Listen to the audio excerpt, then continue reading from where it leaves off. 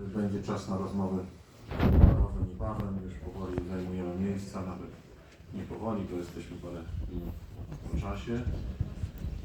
Witam drodzy Państwo na wyjątkowym spotkaniu wielkopostnym, co jest już tradycją Muzeum Niepodległości.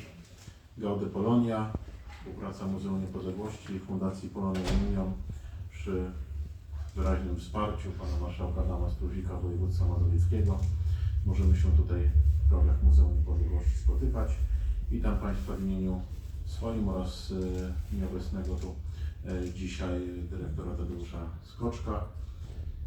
Mam nadzieję, że te wrażenia artystyczne, o których opowie jeszcze pan prezes Edgar Skarżyński, przypadną Państwu do gustu i zapamiętacie Państwo, ci, którzy jeszcze nie znają naszej placówki, nasze muzeum na długo.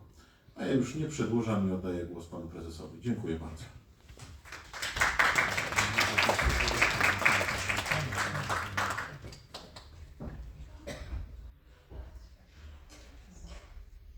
Szanowni Państwo, cieszę się widzieć Was w tej sali, gdzie spotykamy się regularnie z okazji różnych rocznic, z okazji uroczystości.